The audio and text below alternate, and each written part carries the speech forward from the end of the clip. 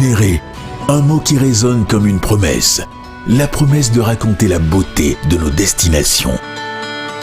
Pour ce fait, Air Burkina relance un magazine de bord, Néré Magazine. Au sommaire, des reportages captivants qui, portés par les cieux, racontent la beauté de l'Afrique sur nos terres. Néré Magazine de bord Air Burkina, c'est aussi une vitrine publicitaire pour toutes nos entreprises. Contactez-nous. Néré Magazine, de la beauté dans les cieux et sur la terre.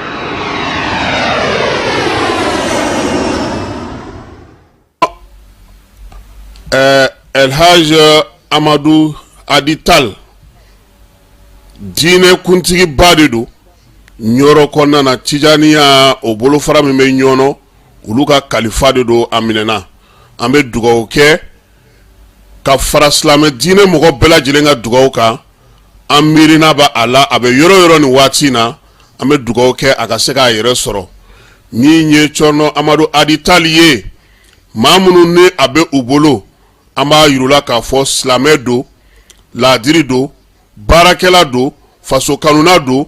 miiriya ɲuman ka bɔ Mali silamɛ bɛɛ lajɛlen yɔrɔ ka ɲɛsin a ma yaasa a ka bilali bɛ se ka nɔgɔya cogo min na a ka segi ka na a ka denbaya kɔnɔna na ka na an bɛɛ lajɛlen sɔrɔ o ye an ka laɲini ye an bɛ dugawu kɛ ka fara silamɛ diinɛ bolofara bɛɛ lajɛlen ka dugawu ka fala ye bɛɛ bɛ seli la bɛɛ bɛ bato la zaviyaw kɔnɔna na misiriw kɔnɔna na tarikatigiw bɛɛ lajɛlen wulilen don k'u jɔ bi an b'an ta fara u ta kan min ye an ka nin cɛkɔrɔba ɲuman in ye min y'an ka nin kalifaba in ye min y'an ka nin mukadamba in ye a ɲuman bɛ se ka segin an ma cogo min na an b'o dugawu kɛ ka fara silamɛ ɲuman bɛɛ lajɛlen ka dugawu kan ala k'an tulo don kibaru ɲuman na. Lajɛlen ma aw minnu b'a fɛ ka voyager k'a sɔrɔ a ma degun sɔrɔ a ka voyage kɔnɔna na compagnie de transport Somatra u y'a kanu ka na ni car kura caman ye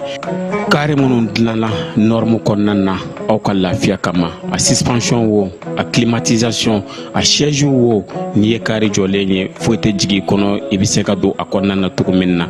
Somatra e ka car Somatra ne ka car Somatra anw ka car o hukumu kɔnɔna na car ninnu bɛ sira ta don ko don Bamako Segu San Moti Kucala ka taa se Sikaso ma Keɲeba Kita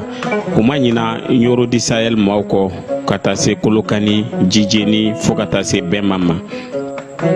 Somatra fiɲɛ foroko Somatra ka wuli hɛrɛ la ka se hɛrɛ la.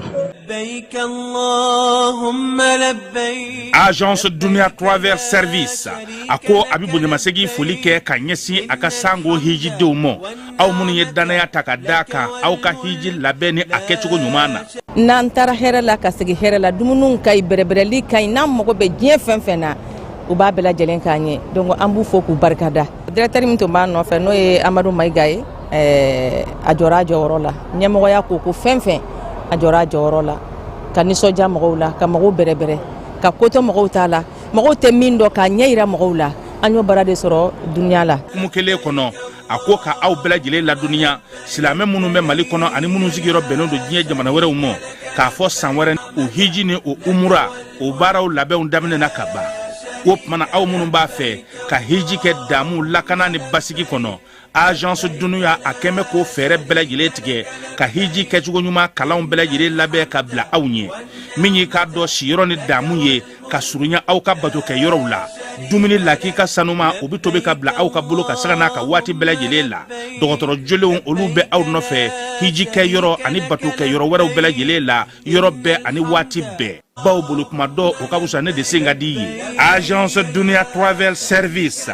jɛɲɔgɔn kelen min bɛ aw ka hiji ni aw ka humura kɛ k'a ɲɛ ale de do o fana ni aw bɛɛ kunnafoni wɛrɛ ɲini a ye weleli kɛ 66 71 37 24 70 64 99 71 kɔrɔ sira da la o fana min y'i k'a dɔn agence Dunuya Travel Service ye k'u bɛ dugawu kɛ hiji ni umura kɛcogo ɲuman a n'a musakaw ala k'a nɔgɔya silamɛ bɛɛ lajɛlen ye.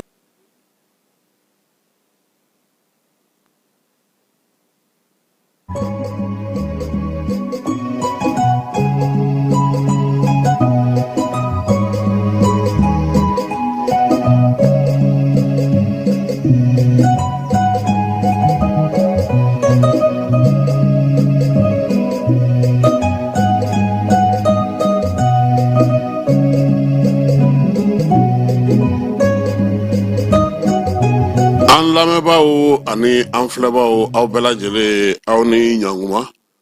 wulada in na kibaruyaw an b'o daminɛ ni cour suprême kɔnɔna ye cour suprême ale chambre d'instruction olu ye Musa Mara wele k'a lamɛn ni waati laban in na sa an bɛ se k'a yira la k'a fɔ ko Musa Mara kɔni segira ka taa ka so ɲininkaliw olu bɛɛ lajɛlen kɔfɛ min ye sunkalo ye ale ni baaraw dɔw bɛ ka degun sɔrɔ a la k'a sɔrɔ sunkalo yɛrɛ ma taa yɔrɔ jan fɔlɔ Kangaba Keɲeba ale ni olu préfet sous-préfet ka sabuya kɛ sanu dama dingɛ min n'o firila o yɔrɔ fila in na ɲamaw olu ye sanction ta bi conseil des ministres ale hukumu kɔnɔna na ministre fila olu kumakan b'an bolo n'o ye Dawudi ye ale ni Maram ana olu la daw ma Mali ni Irisi ka bolo di ɲɔgɔn ma ka kimɛli kɛ Irisikaw ka ministre danga n'o ye Wolomasiri Taba ministre danga ye ale bɛ taama la an fɛ yan min ye kerecɛnakaw ye olu y'u ka sun daminɛ bi jamanakuntigi ka jɛkulu kɛrɛnkɛrɛnnen min sigilen don sa n'o bɛ dɛmɛ ta ka ɲɛsin maaw ma kerecɛn diinɛ bolofara minnu b'an fɛ yan sa u ye donbolo kɛ olu ye ni na kɛ an ka kibaruyaw la belebelebaw ye sɔɔni san an bɛna minnu walawala aw ye.